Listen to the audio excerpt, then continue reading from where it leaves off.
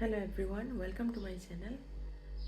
আজকে হচ্ছে গিয়ে 12 রমজান, আর একটু আর্লি উঠে গিয়েছি।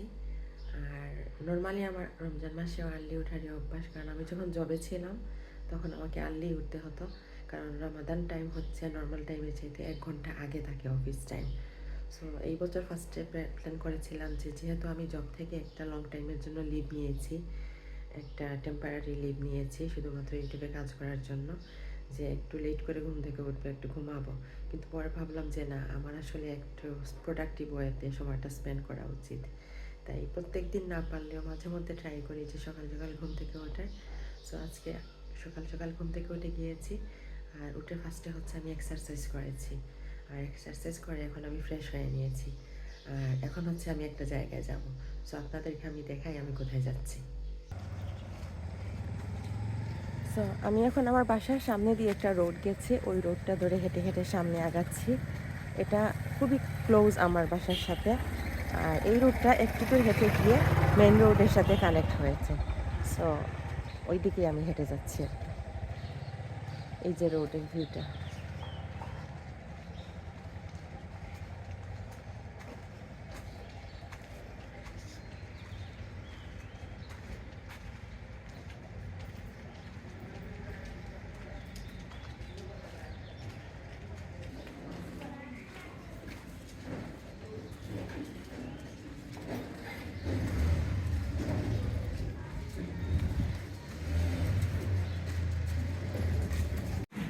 সো একটু দূর হাঁটতে হাঁটতে আমি এখন একটা জায়গা দিয়ে যাচ্ছি।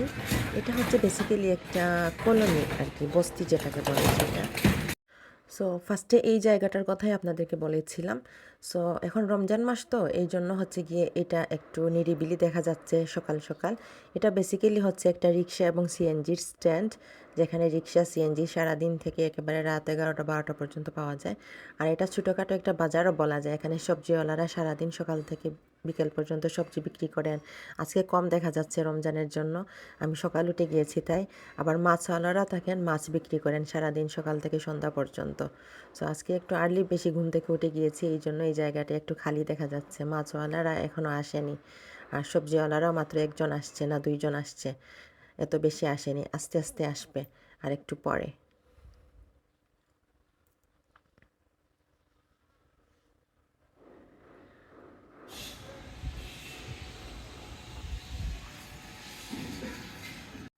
বাসায় এসে আমি একটু আমার বাসার ছাদের উপর গার্ডেনে চলে আসছি, অনেক দিন পর আসা। গার্ডেনিংটা অ্যাকচুয়ালি আমার আব্বুর অনেক শখ। আমার আব্বু যদিও একজন বিজি পারসন, একজন ডক্টর, মেডিসিন স্পেশালিস্ট, কিন্তু তারপরে ওনার গার্ডেনিংয়ে অনেক শখ। সো উনি টাইম দিতে পারেন না, কিন্তু স্পেশালি উইকেন্ডের সময় দেখা যায় যে উনি হিউজ টাইম দেন গার্ডেনিংয়ের জন্য। সো এখানে এবারে শীতে ডিফারেন্ট টাইপের সিজনাল মোটামুটি পুরো বছরই সবজি থাকে। এবার টমেটো, বেগুন, লাউ, মিষ্টি কুমড়া, মূলা, মরিচ, তারপরে বিভিন্ন ধরনের শাক পাতা, এগুলো রোপণ করা হয়েছিল, আমরা খেয়েওছি।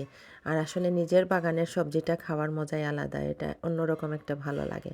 সো আমি প্রায় অনেক দিন পরে গার্ডেনে আসছি, আর দেখলাম গার্ডেনের কী অবস্থা, কোনটার কী অবস্থা একটু দেখে নিচ্ছিলাম।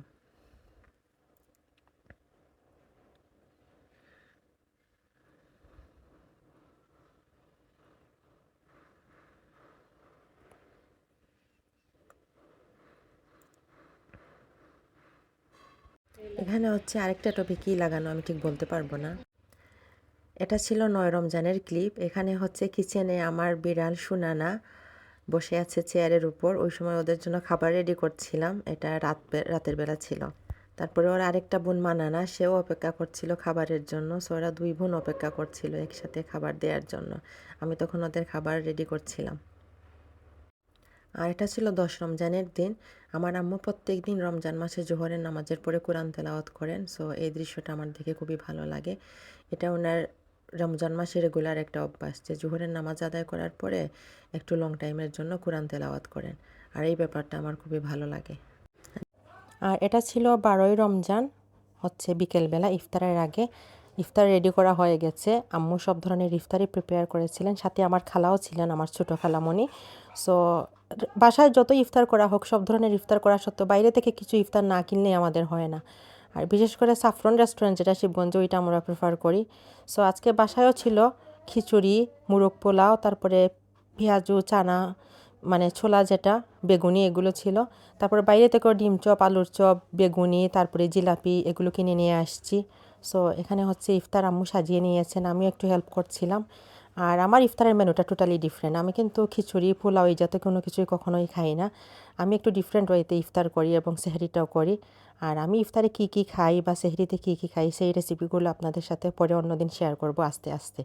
সেটা দেখার জন্য আমার সাথেই থাকবেন, আমার ভিডিওর সাথেই থাকবেন। আর আজকের ভিডিও এতটুকুই পর্যন্ত।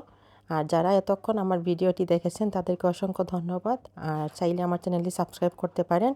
আর লাইক, কমেন্টস এবং শেয়ার করতে ভুলবেন না।